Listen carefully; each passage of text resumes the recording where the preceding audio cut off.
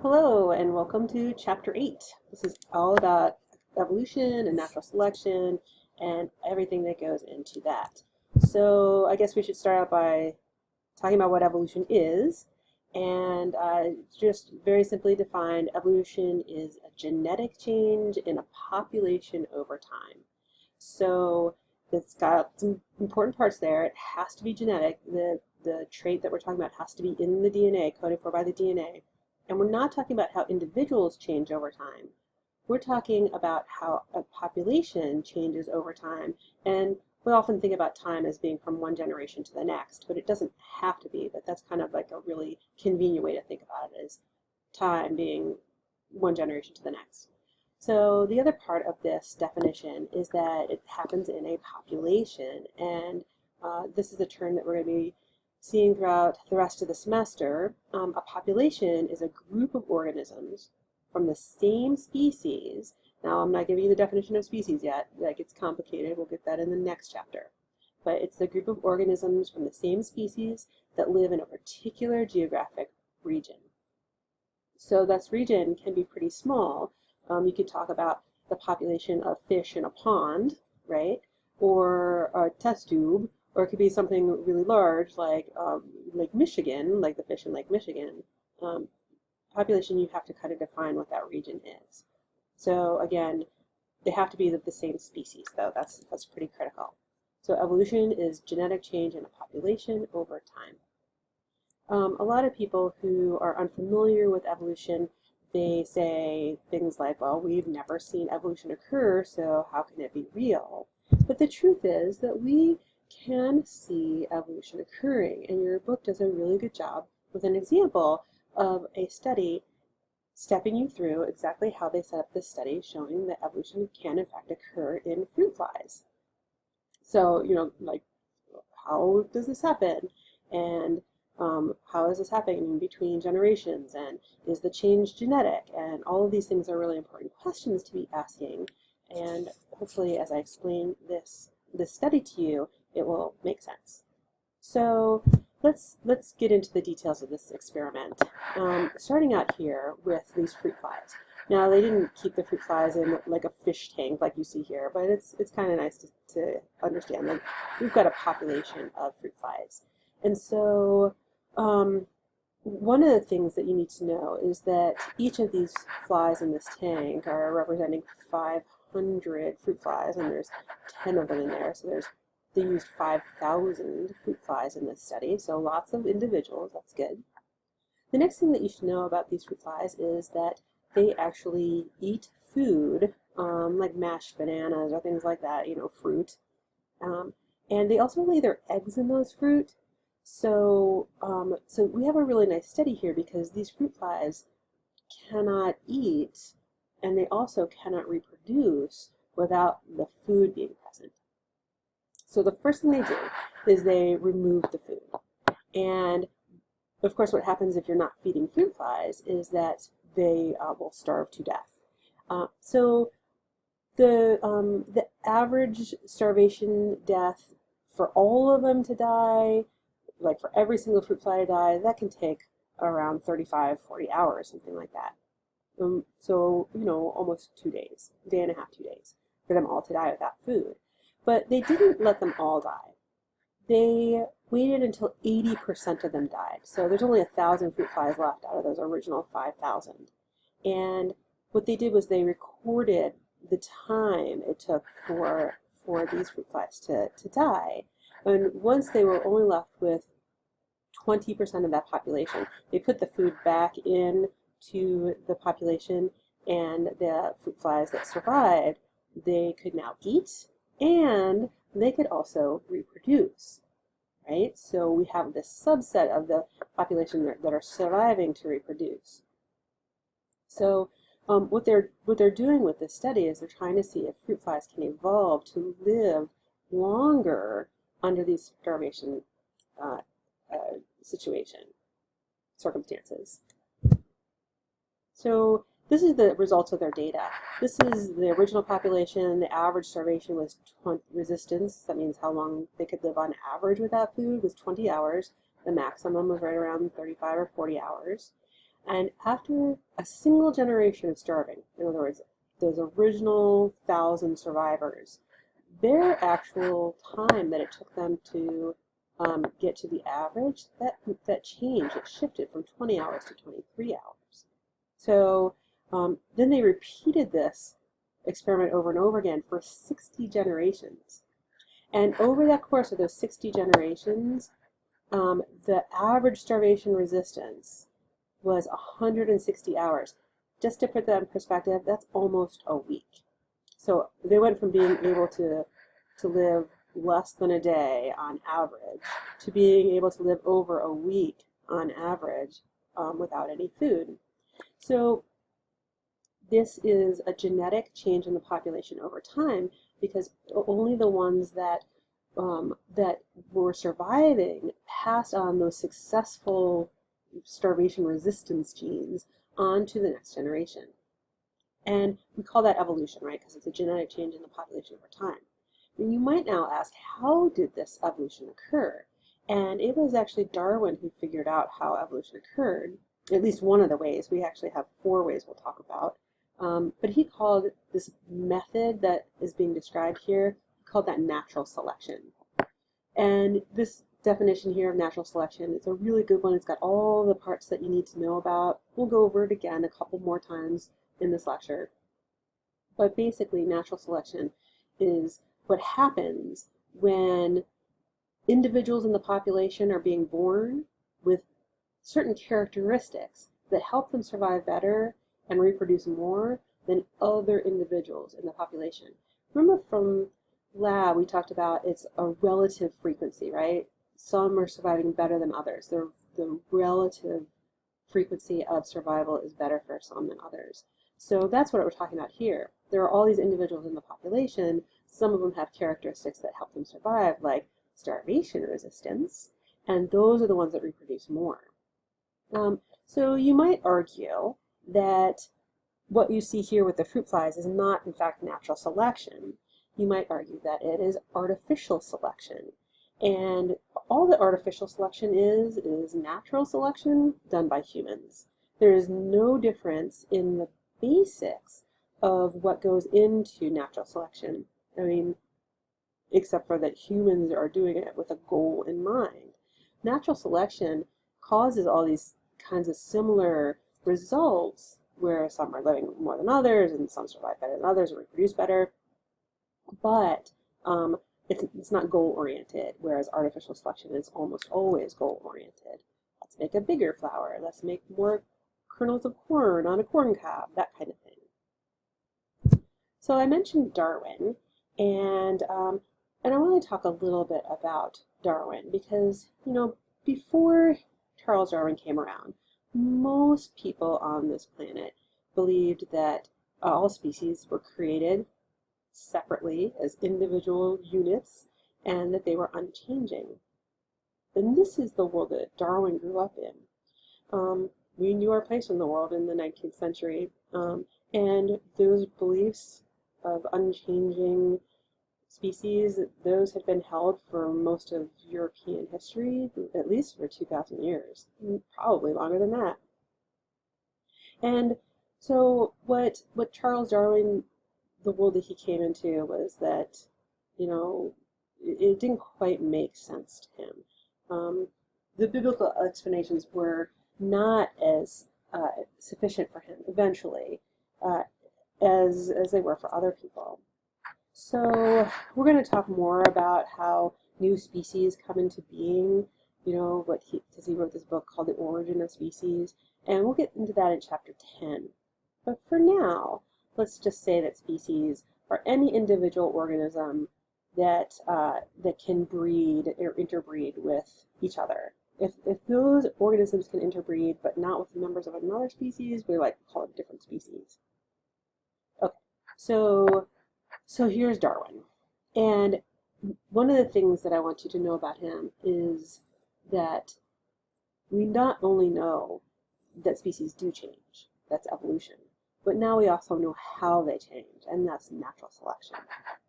It's important to know that Darwin did not come up with his idea all on his lonesome. he was influenced by lots of scientists before him, and I'm going to talk to you about these briefly.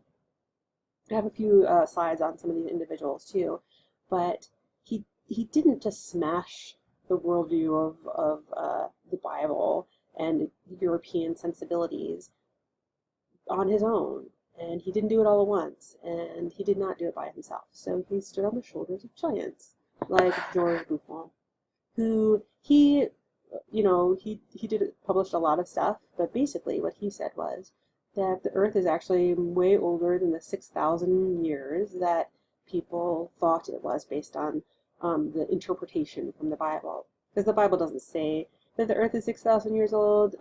That is just kind of an interpretation that some people made up based on what they were reading in the Bible. So an interpretation. Next comes Georges Cuvier, and he was looking at fossils, and one of the big deals that he said was that extinction occurs. Now, this was a huge deal because according to the Bible, God made all the species, and those species are unchanging, and of course unchanging also means not going extinct. And so Georges Cuvier said, well, no, we see extinctions happening. So that was a pretty big influence on Darwin. Our next guy is Lamarck. I have a couple of slides talking about Lamarck. So let me just briefly tell you that he was one of the people before Darwin that actually said that species, living things, they might change over time. Now, he wasn't right with how it happened. That was Darwin that got it right. But still, it was an influence to Darwin. And then finally, there's Charles Lyell. And Charles Lyell, he was a geologist, and he's basically looking at how the Earth changes and how slowly the Earth changes and erosion and things along those lines. And so those slow, gradual changes that we see in the Earth, well, Charles Darwin thought that that could happen with species, living things as well. And of course he was right. So just a little bit more on some of those guys like Cuvier. Just important to know that Cuvier was not looking at mastodons, Irish elk, and ground sloths, but we do know that these are no longer around right now, and they're fossils. They went extinct, and so there's just tons and tons of accounts of actual evidence of species going extinct. To us today, it's not that big a deal, but this was a ground-shaking, earth-shattering concept a couple hundred years ago. No way things could go extinct. And of course, this is very acceptable to us today. And it was a big influence on Darwin. Charles Lyell was that geologist I talked to you about. He wrote a book in the 1830s, and the timing of this book's kind of important because he published this book like right before Darwin went on his famous trip. So the books that he published was called The Principles of Geology. And again, just repeating what I said before, that these geological forces are shaping the Earth. They happened in the past, they're continuing to happen now, and so there's these gradual changes that we're seeing, these gradual constant changes that we see, and that happened in the past, and that's how you can get mountains building up, for example, or the Grand Canyon being forged. So Darwin did bring this book with him on his voyage, and it really influenced him. The last guy on that list that I want to talk to you about is Lamarck, Jean-Baptiste Lamarck. And I told you that he had this idea of how organisms change over time, but he didn't get it right. So let me explain to you what his idea was, and we're going to use these giraffes as an example. This is not from your book. But basically what he thought was, he came up with this idea called the theory of acquired characteristics, and that says a lot, acquired characteristics. What that means is that the organisms acquire the trait in their lifetime, and so they can gain a trait or they can lose a trait in their lifetime. So this giraffe is actually the same giraffe 4 times. So we've got this short-necked giraffe that, due to the need to reach these leaves, they stretch their neck, and they get taller and taller and taller. And so that's what Lamarck thought. Over, not between generations, but within an individual, you would have this driving need, or you would use something or not use something, and you would gain it or you would lose it if you didn't use it. So The key important thing here to Lamarck is that this giraffe here would then reproduce and have babies, and all those babies would actually be born with long necks because the parent stretched its neck because the parent needed to. Now you have to understand that this is a rejected theory. There is literally no evidence that this is how it works with giraffes. And Darwin read this Lamarck's book before he went on his journey, and he's kind of ruminating on this. He's kind of thinking about this. And eventually it was Darwin that showed that Lamarck's theory was really quite wrong and gave an alternative. So Darwin actually, his own adventures kind of influenced his own life too. As a young man, age 16, he enters the University of Edinburgh to study medicine. And that's one of the reasons he did this is because his father was a doctor. And you know how that goes. Parents want you to be successful like they are, so you do the same job. He stays there for 2 years. This is actually at the University of Edinburgh where he becomes familiar with Lamarck's books. So he only stays 2 years. Basically, he's a dropout. And that's okay. He didn't want to be a doctor. He figured out his life path. He didn't want to be a doctor. His parents were very disappointed, of course, I guess, as like you do. But he did go on to study at Cambridge University, and from Cambridge, he got his degree in theology. Yes, you heard it. He has a degree in religion.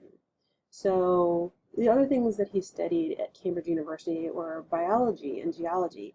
He really fell in love with biology and geology in his time at Cambridge University, which, it's a good thing to explore other passions. But again, his main degree is in theology. So at this time, he's a graduate of college, and he's, thinking he's going to be this like little country pastor or something like that, spending time out in nature when he's not helping the constituents of his church. And but he gets this offer. So his botany professor at Cambridge basically helps him get this job as basically, I think it's called a gentleman companion for the captain of this boat called the HMS Beagle. And gentleman companion literally means he's the person who has dinner with the captain because they're going to go on this 5-year voyage around the world. And back in those days, when society was really hierarchical, the captain did not have anybody to hang out with because he couldn't hang out with the crew. It was very much frowned upon. So who can he hang out with? So he hangs out with Darwin. In the meantime, besides being this kind of friend to the captain, he also is collecting things like birds and plants and sending them back to England. And they spend a long time around the coast of South America. This takes the majority of their time. They're kind of going back and forth around the coast of South America, trying to get a pretty good map. They actually find a shortcut here through Tierra del Fuego, and at least the Europeans hadn't known before. And then they do spend a lot of time in the Galapagos Islands, which become very important to Darwin's discoveries. And of course, the Earth is round, so they head west, and then that ends up going on back around to New Zealand and Australia. Spend a little bit of time there, and then a little bit of time around Africa, back to South America, and then back to London. That took 5 long years. And you should know, as an aside, that Darwin was completely seasick the whole time. So he was having a much better time on land, and so he did get off the boat as often as he possibly could. He also ended up not getting along very well with the captain, which that's a total aside. Okay, so he goes on this voyage, he comes back, he has all this collected plants and animals and rocks and all these kinds of things, and he heads back to London. And now that he's back in England, he continues his reading. He loves to read. And he comes across the works of Thomas Malthus. And Thomas Malthus wrote a book called The Essay on the Principle of Population. And Malthus he was an economist. He had this very interesting and really well-reasoned idea that human population, were growing at an exponential rate. this curve here, this is an exponential growth curve. And for a long time, human populations were fairly low, but at this time in the mid to late 1800s, we've got this huge increase in population in Europe and especially, but around the world as well. So exponential growth. So here's where Malthus started to be like a prophesier of doom and gloom. And what he said was that although the human population is increasing exponentially, the food supply, based on his economic understanding, the food supply not increasing exponentially. Now you should know that Malthus did get this blue line wrong. He didn't understand that we were also having increases in technology, which were actually increasing the food supply as well. But that's not important for this story. I mean, this is not an economics class. This is a class or a lecture on evolution and how this information influenced Darwin. So what Darwin said was, well, all populations have the ability to increase exponentially, but they don't. They tend to have a flat growth rate, which is like a zero growth rate. But they make more babies than survive. And this was like this eureka moment. This is where Darwin really comes across, figures out his idea of natural selection, because what he says is that only individuals with the favorable variations are going to be able to get that food. And if there's too many individuals born and too few resources, only ones with the most favorable variation is going to win that resource. And the other ones are going to lose, and the other ones are going to die. And that's when he suddenly saw this, that favorable variations would tend to be preserved, and unfavorable variations would be destroyed. And that's where he got everything kind of falling into place, and he at last got his theory to work, like really figured it out. So summarizing Darwin's idea, there's two main points. We'll talk about three in a minute, but these are the two kind of most important ones, I think, is that individuals vary in their traits. If every individual is exactly the same, natural selection can't work. So the other part of this is that those traits have to be heritable. That means they have to be genetic. Even Darwin understood that that trait itself has to be genetic, even though he didn't really understand genetics, and that some traits are better suited to the environment than others. Okay, so that's a pretty complicated set of bullet points. So then he also said that individuals who survive because they have these useful traits, those are the ones that reproduce. So they're reproducing. That means they get their genes into the next generation, just like those fruit flies that survived the starvation. And so you have differences between one generation and the next. So we're talking about time over time. And so just a real quick term here for you. Reproductive success is also called fitness, and we use this word fitness a lot in this chapter. So just kind of be aware that when we say fitness, we're not talking about strength. We're not talking about cardiovascular fitness or how far you can run. We're talking about your reproductive success. A fruit fly that's not reproducing does not have fitness, but one that does have reproduce does have fitness. Okay. So, and again, it's not about survival. It's because it doesn't matter how long they survive. If they don't reproduce, they still have zero fitness. Okay, so I just want to real quickly do a compare and contrast between Lamarck's giraffes and Darwin's idea about what would happen with the giraffes. So remember, Lamarck said that you've got this individuals with short necks, and because they need to, they stretch their necks, and they keep stretching and stretching and stretching, and these same two giraffes, at the end of this need, they have long necks. Remember, that's not how it works. What Darwin said was you have a population of giraffes. Some have longer necks, some have shorter necks, some are in the middle, and because the food is so far out of reach, only the ones with the longest necks survive. Remember, they have the characteristic that helps them survive. And all the other ones, they die because they lose the contest. And so in the next generation, the only ones that are going to be able to reproduce are the ones with the longer necks. And so they pass those longer necks on to the next generation. That's a pretty big difference. When we're talking about evolution, it's really important to me that you not use the word need, because if you say, well, they evolved because they needed to, then I'm going to assume that you think Lamarck was right.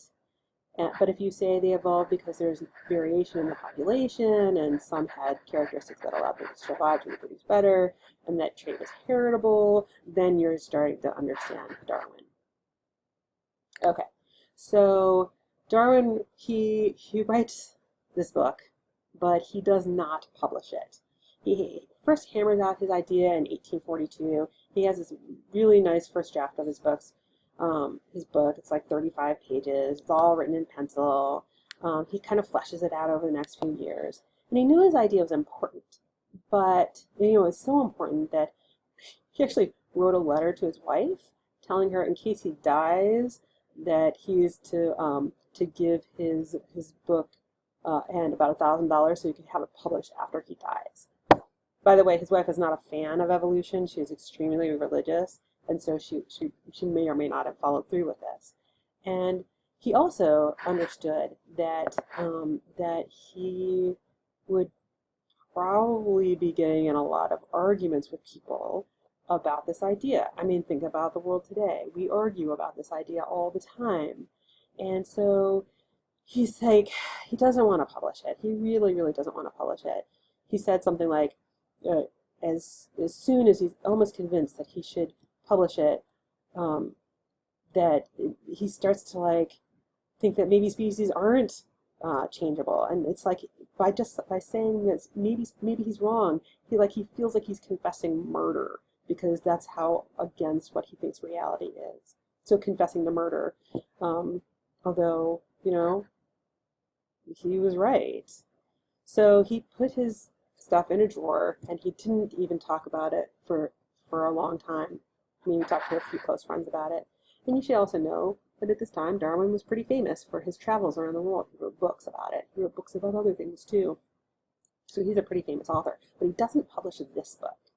And he doesn't publish it, and he doesn't publish it until 1850s, when this other guy, and he's an important guy to Darwin, because although he didn't know Darwin, Alfred Russel Wallace had read Malthus's book. He had read Lamarck.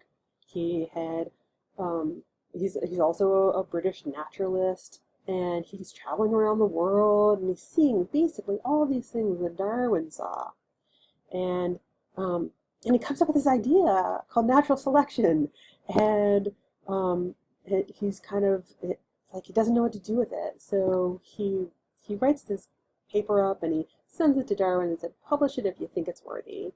And you know what, this actually crushed Darwin. Like getting this letter, this 14-page letter from Alfred Russel Wallace kind of crushed him, because it's like, this young whippersnapper all of a sudden has his own idea, and this sucks, and he's like, he doesn't want to let, Wallace take all the credit.